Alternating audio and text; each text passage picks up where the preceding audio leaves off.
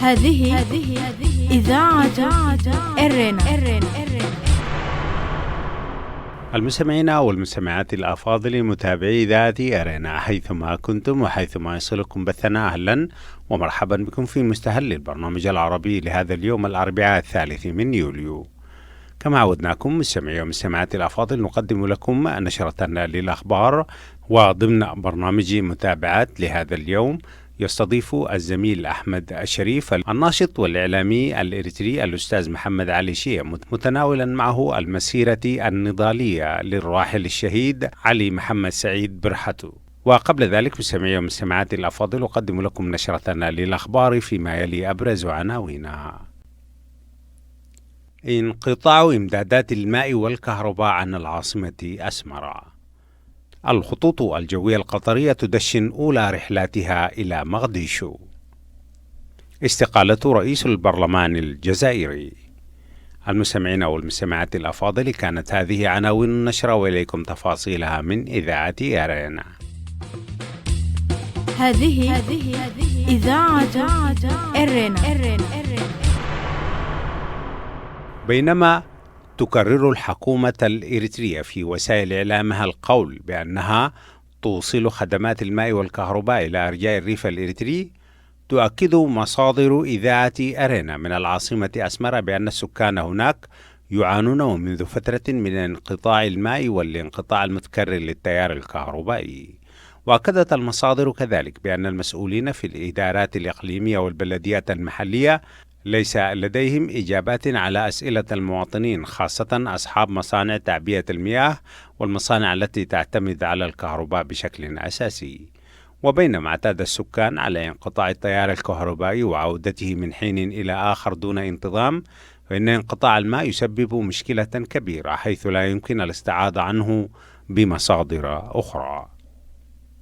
أكد مراسل وكالة أنباء الأناضول التركية من مقديشو بأن الخطوط الجوية القطرية بدأت تسير أولى رحلاتها إلى العاصمة الصومالية مقديشو لأول مرة منذ تأسيسها عام 1993، وذلك يوم الاثنين الماضي. ووصلت إحدى طائرات الشركة إلى مطار مقديشو على متنها 132 راكبا في رحلة من الدوحة. وكان في استقبال الرحلة كل من وزير الطيران والنقل الجوي الصومالي محمد عبد الله صلاد عمر، وزير الخارجية الصومالي أحمد عيسى عود، ونائب أول الرئيس التنفيذي لشركة الشرق الأوسط للخطوط الجوية القطرية إيهاب آمين، إلى جانب السفير القطري في الصومال حسن حمزة أسد، ومسؤولين وسفراء دول أجنبية. وقال وزير الطيران والنقل الجوي الصومالي: نشكر الخطوط القطرية على استجابتها لمطالبنا ببدء رحلاتهم الجوية لأول مرة من الصومال. وأوضح أن مطار مقديشو الدولي استقبل في النصف الأول من العام الجاري نحو حوالي 80,000 رحلة، مما يعني أنه من أكثر المطارات الأفريقية أمانا. من جانبه قال نائب الرئيس التنفيذي للخطوط الجوية القطرية أن الخطوط القطرية سوف تسير 3 رحلات جوية من مقديشو إلى الدوحة أسبوعيا. وقال أن الخطوط الجوية القطرية ستبقى شبكة تربط الصومال والقارة الأفريقية بالعالم. الجدير بالذكر بأن الخطوط القطرية كانت قد بدأت في تسيير رحلاتها بين الدوحة وجيبوتي وأسمرة، ولكنها توقفت أخيرا عن مواصلة الطيران إلى العاصمة الإريترية. أكدت وسائل إعلامية بأن رئيس البرلمان الجزائري معاذ أبو شارب استقال من منصبه يوم أمس الثلاثاء. وجاءت استقالة السيد أبو شارب على خلفية المظاهرات المطالبة بإقالة كل رموز النظام السابق، بما في ذلك أبو شوارب، والذي يذكره المتظاهرون في لافتاتهم المناهضة للرموز القديمة.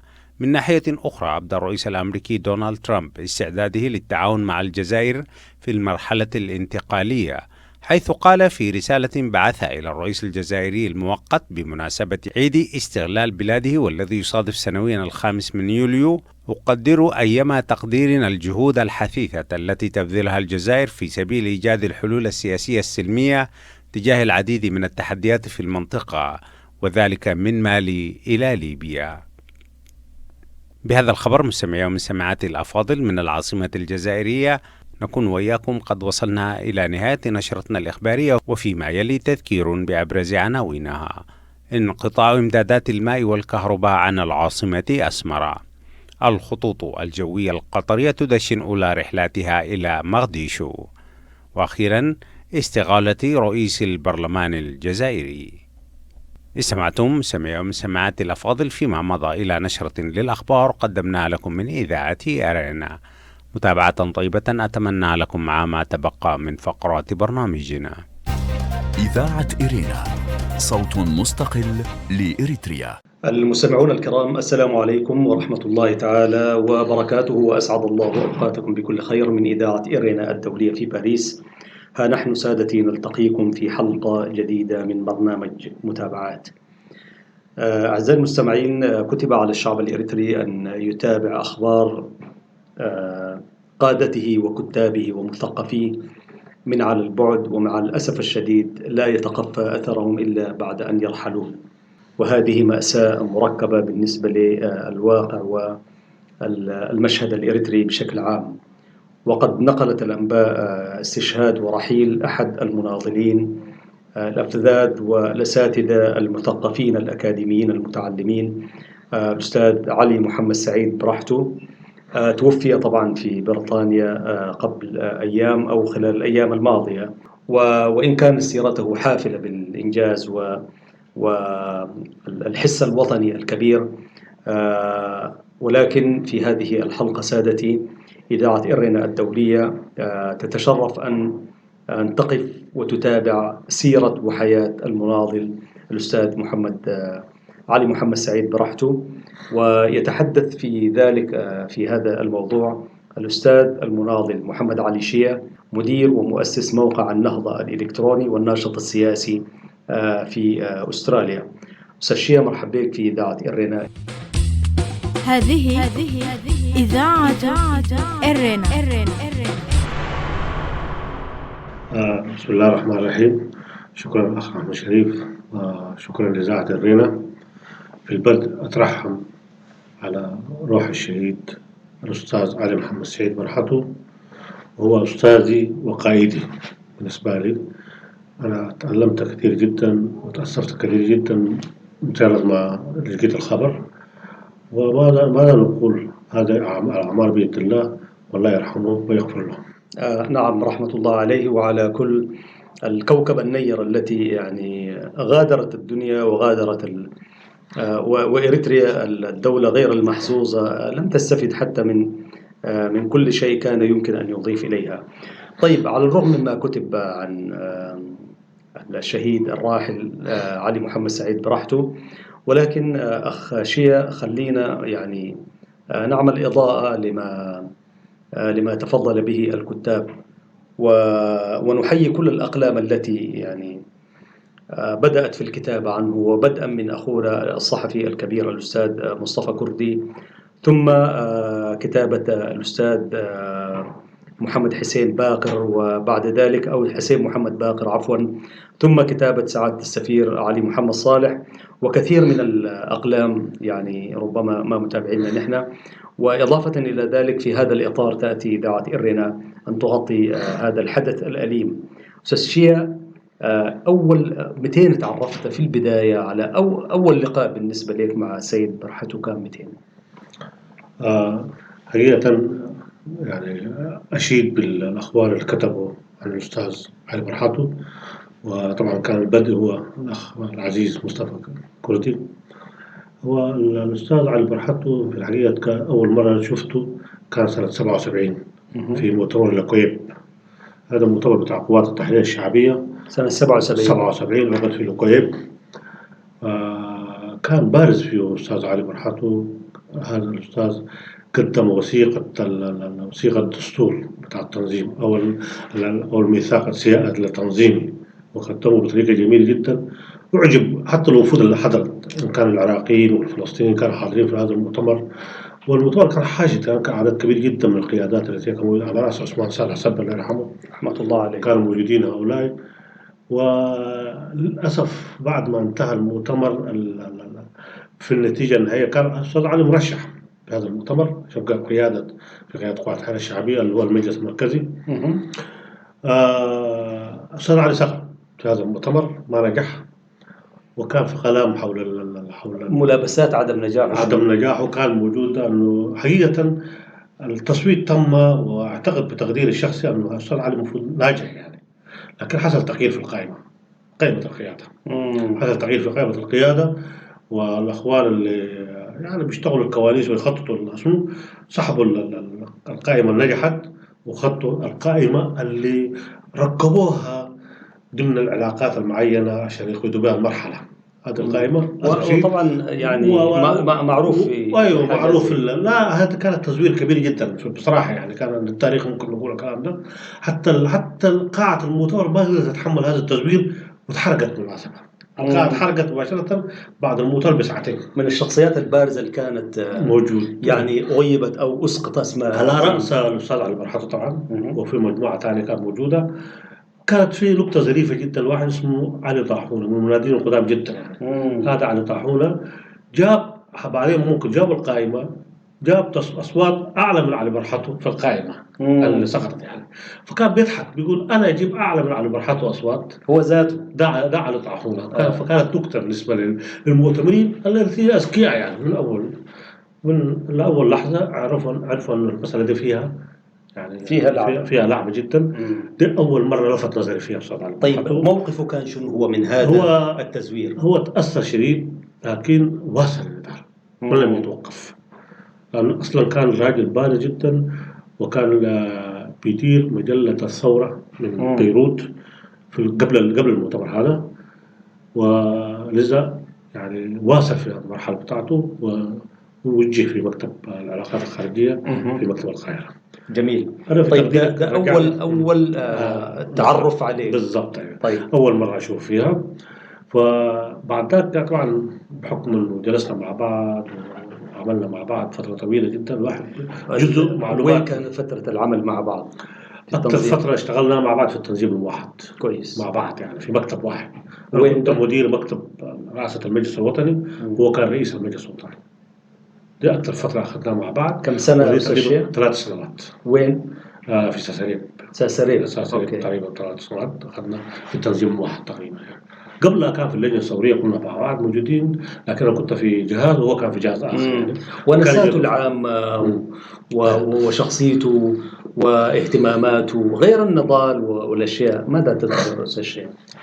هو حقيقة الأستاذ علي موسوعة زي ما ذكر الأخ مصطفى كردي، كان يهتم بالأدب وكان بالشعر وكان مش الأدب العربي حتى في التجري، حتى الأدب الشعبي الإريتري، رغم أنه هو طلع من إريتريا وهو صغير يعني ودرس في القاهرة وغير الشيء. الفترات اللي بيجي في الميدان كان محدودة ما للدرجة دي يعني. رغم ده كله كان يعني بيتكلم عن الشعر وعن عادات وتقاليد تستغرب يعني. أنا مرة يعني كان موجود الأستاذ محمد سيد ناود، وكان موجود الأستاذ المرحوم محمود أحمد صالح رحمة الله عليه والناقل سليمان مصحاج، فبدأوا يدوبوا هم الاثنين يدوبوا يعني. أيوة. يدوبوا فده يرمي وأستاذ محمود أحمد صالح يرمي، كان برضه دليل في الكلام ده. وعلى باللغة العربية ولا بالتجري؟ كويس. وعلى برحته كان بيحاول يعدل فيهم ويحاول يكمل. كان يعني منظر جميل جدا بتحس به يعني. دي ذكرتني في حدث انه كانوا يعني عرفت في اليوم ده اثناء نقاشهم انه الاستاذ علي برحته من الناس اللي شاركوا في مؤتمر حركه التحرير في اسمره. ايوه 58 اللي عقد هذا المؤتمر، والكوكب اللي ذكرتها كانت موجوده في هذا المؤتمر. السيد محمد سيد ناود كان موجود في المؤتمر ده، الاستاذ محمود احمد صالح كان موجود في المؤتمر ده. نعم. عمنا ادم ملكين كان موجود، الله يرحمهم كلهم. الاستاذ صالح حياي كان موجود في هذا المؤتمر، وصالح علي برحته كان موجود في هذا المؤتمر. كان بيحكوا عن المؤتمر، وكان بيحكوا عن النظام الاساسي اللي عملوه في داخل قاعه المؤتمر. وكلنا نستغرب احنا ككوادر صغار موجودين، ونقول لهم انتم كنتوا رؤيتكم كانت متقدمه كثير جدا يعني في طرحكم وفي مفاهيمكم اكثر من يعني الكلام ده سنة 58 يعني أكثر من 87 88 يعني. الرؤية كانت واسعة جدا، وكان يحكوا عن المؤتمر وكان يحدث في هذا المؤتمر يعني.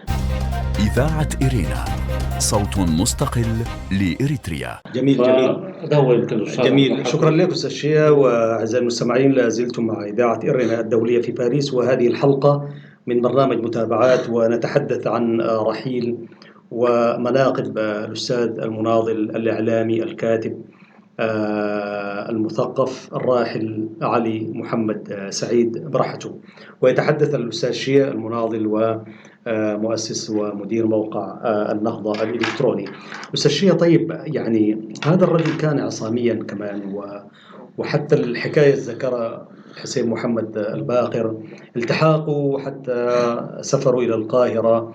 كان رجل يعني قوي وإذا أصر على شيء يعمله يعني.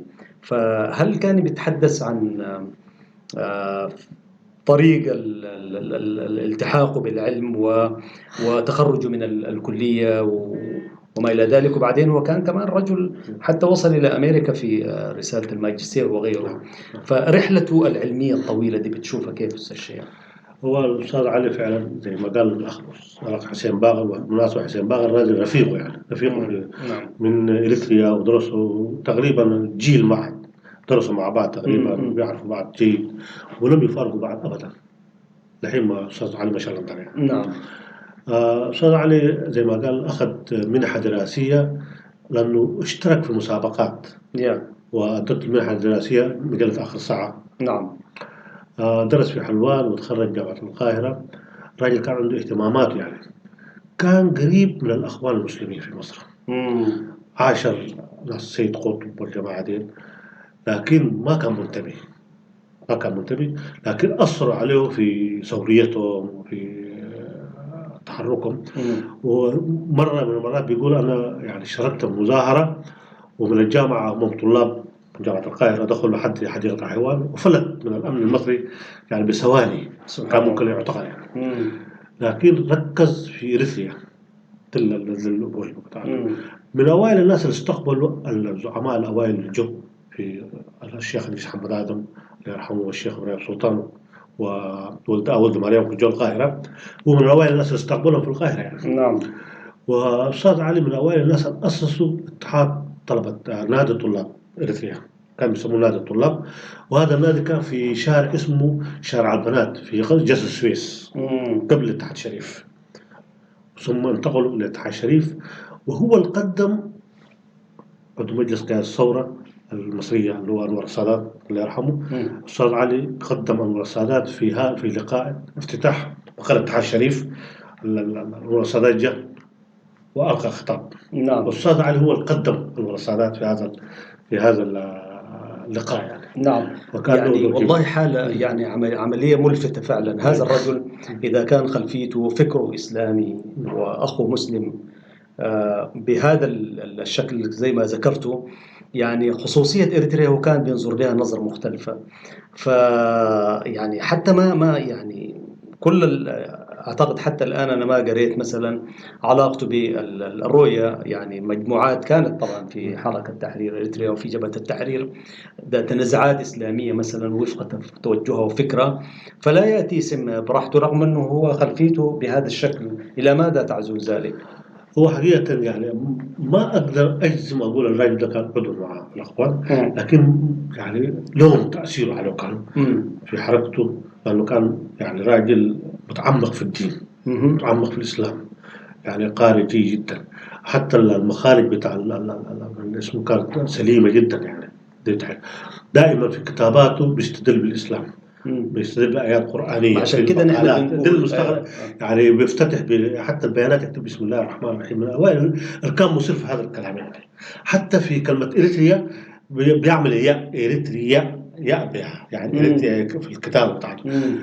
عنده ثقافة عربية، كان بيرى إنه إريتريا دائما طلاب تكون في المحيط العربي، تفهموا لها. أيوة. وراجل كان قومي عربي فعلا. لكن ما تنظيميا ما اعتقد كان منظم. أيوة. فهم له. وخصوصيات إريتريا كان ينظر لها بشمولية على مستوى الأمة العربية وخيره. وصل عليه لأنه كان عضو في الاتحاد المحامين العرب. يا نعم. مش عضو عادي، وصل المجلس المركزي في اتحاد المحامين العرب. في آخر مؤتمر عقدوه في الخرطوم بعد انتفاضة ابريل، عقد في الخرطوم. الرئيس علي كان يعني صعبوه في المجلس المركزي للاتحاد المحامي العام. كان الأمين العام بتاع فاروق أبو عيسى السوداني. أنا حضرت معه لقاء مع زورنا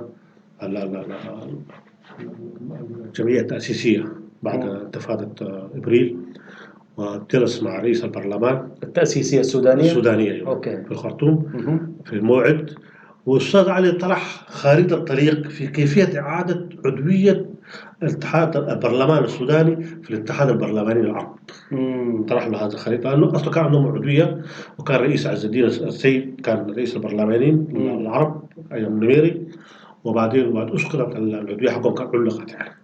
فوضعوا هو والراجل ده، وأنا شاهد على الكلام ده. نعم. وضعوا مع بعض خريطة في كيفية إعادة عضوية السودان البرلمان السوداني في الاتحاد البرلماني العربي. نعم. فالرجل قطري يعني، كان رجل شخصية يعني دولية فعلا وشخصية عربية، وكان له دور كبير جدا، كان له علاقات واسعة جدا مع أعتقد الفترة برضه عاش في العراق يعني في سوريا، وجود في اللجنة الثورية، وكان يعني كان عنده الرؤية العربية القومية العربية، كان له تأثير كبير جدا.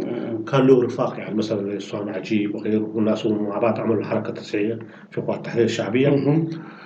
والراجل ده طرح سمى طلع كتاب صغير يتكلم عن مبررات الخطوة التشريعية، سموها يعني تغيير حسب الأخوة التحرير الشعبي سموها خطوة تشريعية. فهو الوحيد اللي طلع مبررات كتاب، وهذا الكتاب بعدين ألقاه بالصوت في أشرطة كاسيت وكان بيوزع يعني. حتى الزملاء اللي كانوا معاه في قوات التحرير الشعبية اللي هو مجلس مركزي وقفوا مع عثمان صبري كان بيتأثر جدا. ومثلا أنا التقيت في جدة المرحوم عثمان دندن يعني، فأول ما سلم عليه ركب لك شريط بتاع علي برحاته، يقول لك علي برحته قال علينا هذا الكلام يعني. لكن كنت تسمع يعني حتى الخصوم برضو أيوة يعني كان بموضوعية بالضبط كانوا بيناقشوه. لكن كنت لا، وكنت تسمع الشريط وتسمع تقرأ الكتاب، المبررات هي مبررات أخطاء تنظيمية، مسائل قانونية. تفتكر ليه عملوا في كاسيت؟ يعني عشان لأنه المجتمع سماعي الناس يعني؟ سماع أيوة. يعني فكرة الكاسيت أنا ما أعرف جابه من فين، احتمال جابه من الثورة بتاع حتى إيران. خطابات سياسية نحن كنا بنقراها مناشير بالضبط، ما في مناشير صوتية يعني. أعتقد فكان متميز. شيء متميز. أعتقد تأثر بالطريقة اللي تبع الخميني ثورة إيران يعني، كان بيرسل كاسيتات. فهو أعتقد فالكاسيت كان له تأثير أكثر من عنده بعد إعلامي. بالضبط. نعم بالضبط. وكان رجل يحرر المجلة. كان مجلة الثورة كان يحرر في بيروت يعني. كان بيحرره على مستوى المجلات البيروتية طبعا عارف. نعم الرقيب بتاعها. فالأستاذ علي كان له دور كبير جدا في الجانب ده. الميزة الثانية الأستاذ علي ما كان يتأثر بالقبلية، بدليل أنه ناس إقليمه ما كانوا موجودين في اللجنة الثورية يعني، ما كانوا موجودين، لكن بيرى أنه ده خطأ وده صواب يعني. الأستاذ علي اختلف مع زعماء كبار يعني، اختلف مع عثمان صبري، اختلف مع غيره، لكن كان دون النظر إلى التقدير والاحترام يعني. كان يقول عثمان صبري هو كانوا مع بعض في الحقيقة، هو بعد كان أستاذ. نعم. عثمان كان رئيس مدير المدرسة. مدير المدرسة. أيوة. نعم. وناظروا مع بعض وأسسوا مع بعض الأمانة العامة في بيروت. صح.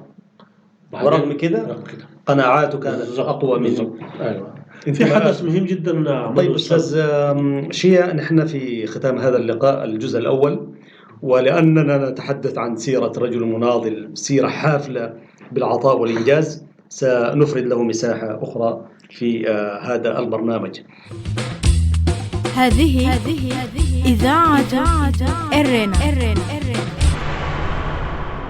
وقبل الختام أعزائي المستمعين، هذه حلقة من برنامج متابعات، والمتحدث هو الأستاذ المناضل محمد علي شيا، مدير ومؤسس موقع النهضة الإلكتروني والناشط السياسي. طيب في أقل من دقيقتين تحب تضيف شنو أستاذ شيا؟ إن شاء الله ممكن إذا كان لدينا فرصة أخرى نتكلم في مسائل مجالات كثيرة، لكن أهم نقطة كنت أضيفها أنه في سنة 68 بعد اللجوء أعداد ضخمة جدا اللجوء التي لجوا، أستاذ علي برحته فكر يعمل منظمة لاجئين، واتفق مع اتفق مع الأمم المتحدة، واتفق مع الحكومة السودانية. الأمير عبد الله كان وزير داخلية في السودان، وكان يعمل منظمة مستقلة يدي فرصة في مجال التعليم ومجال الصحة على نهج الأنروا بتاع فلسطين، نفس الأسلوب بتاعه، ووضع برنامج يتصور. أنا قريت التصور بتاعه، كان عنده تصور كبير جدا كان موجود يعني، بس للأسف الشديد ما قدر ينفذه لأنه كان في صراعات داخل الجبهة، وصل كسلة ووضع عليه الخطة الميدانية عشان يتحرك، وتم اختطافه من كسلة يعني. هو ذاته اختطفوه من كسلة، ودي قصة طويلة يمكن نتكلم فيها. مين اللي اختطفه؟ اللي هو الفدائيين جبهة التحرير يعني. أخذوه من فندق الخرطوم في شارع كسلة يعني بالمرخلية، منه اختطفوه ومشوهوه.